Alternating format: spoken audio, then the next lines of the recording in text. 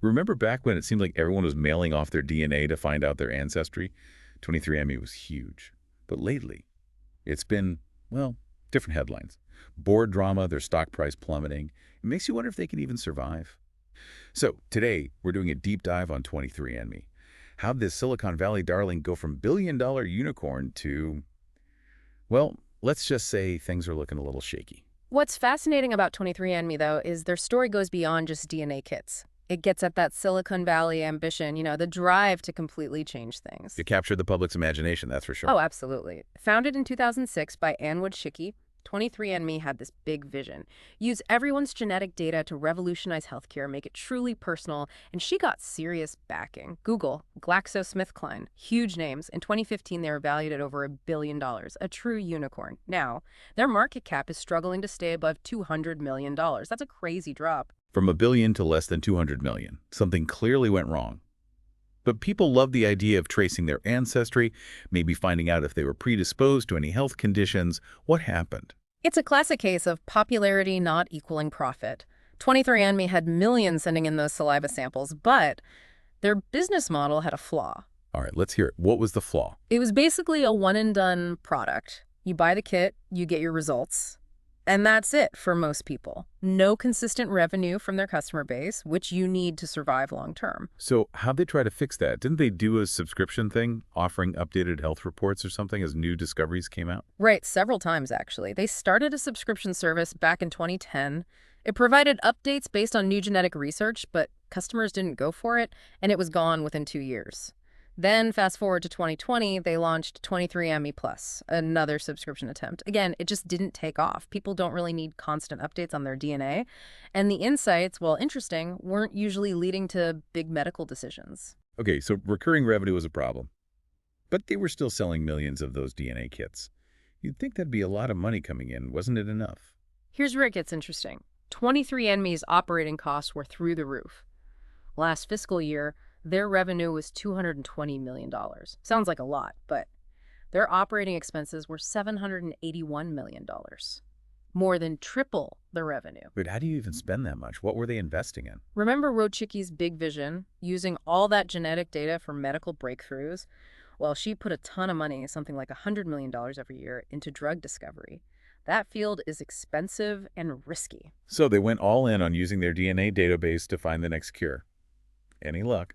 Unfortunately, no. Despite the ambition, the investment, they never got a single drug to market, not one.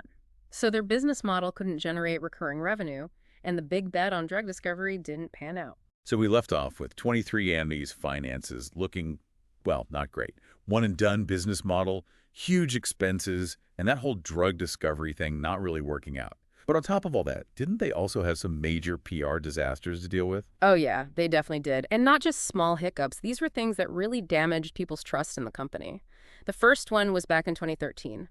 The FDA, the Food and Drug Administration, basically stepped in and said, hold on, you can't just market these DNA kits like they're medical devices without our okay. That's pretty serious. What exactly was the FDA worried about? It boiled down to concerns that 23andMe was promising more than they could deliver. They were giving out health results, like if someone was genetically predisposed to certain conditions but hadn't gone through the proper testing to back up those claims.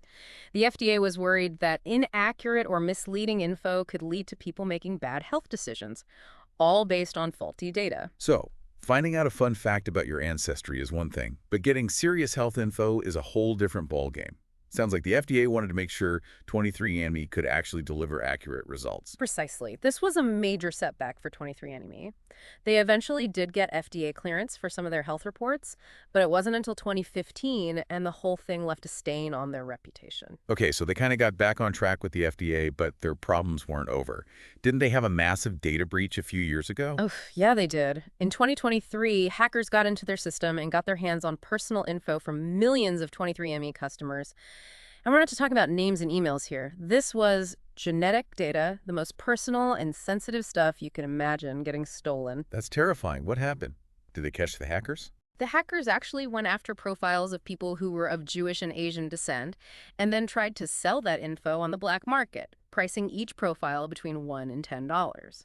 It's not clear if they were ever caught, but the damage was done. 23andMe got hit with a class action lawsuit and had to shell out a $30 million settlement.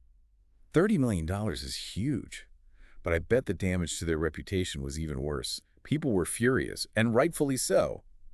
Makes you think twice about just handing your DNA over to any company, no matter how trustworthy they seem. You're absolutely right. It was a massive blow to their image, and it all happened right when the market for these at-home DNA testing kits was already shrinking.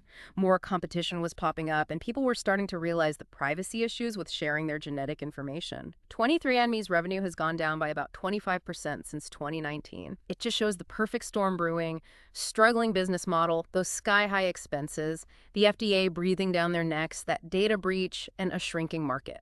Just a mess. So you've got a company hanging on by a thread, desperate for a lifeline. What did they do to try and save themselves? They needed a win, and fast. Remember, they were burning through cash like crazy, and their earlier attempts to get funding hadn't worked. Drastic times, right? So in 2021, they decided to take a gamble on a SPAC merger. Ah, the SPAC craze of 2021. Every other company seemed to be merging with a SPAC back then. For those of us who aren't finance gurus, can you explain what a SPAC is and why 23andMe thought this was a good idea? Sure thing. SPAC stands for Special Purpose Acquisition Company. Basically, it's a shell company that exists solely to take a private company public. And in 2021, SPACs were super popular, especially for tech and biotech companies. It was like a shortcut to going public, a faster and less strict alternative to a traditional IPO. So, like the express lane to going public. What made it so appealing for companies like 23andMe? Well, for companies that were having trouble attracting investors through the usual IPO route, merging with a SPAC gave them a way to get some much-needed cash and maybe even boost their value in the process. And get this, the SAP that 23andMe merged with. It was backed by Richard Branson. Wait, Richard Branson? The Virgin Galactic space travel billionaire Richard Branson? That's the one. Having him involved definitely brought a lot of attention to the deal. Did merging with Branson's SPAC save 23andMe? It gave them some breathing room, definitely. The merger gave them around $600 million, which bought them some time.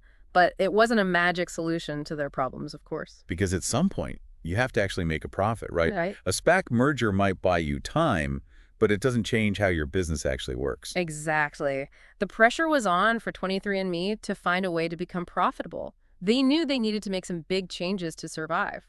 So what did they do? Did they make any tough choices to try and turn things around? They did. To cut costs and try to please investors, 23andMe went through round after round of layoffs. Hundreds of employees lost their jobs. And remember that expensive drug discovery division, the one they poured so much money into? Yeah, they shut it down completely. Really shows how bad their financial situation had become. Wow, what a fall from grace. From a billion-dollar unicorn to mass layoffs and shutting down major projects, tough situation all around. But the drama wasn't over yet, right? Didn't their whole board of directors quit? Yep, and that's a whole other story. So 23andMe is in a tough spot. Layoffs, canceled projects, and their whole board quitting. What went down in that boardroom? Well, imagine this 23andMe is still dealing with those same problems, right? The business model needs work, they're losing money. The board is trying to steer them through this, so they form a special committee, basically a last-ditch effort to explore every option.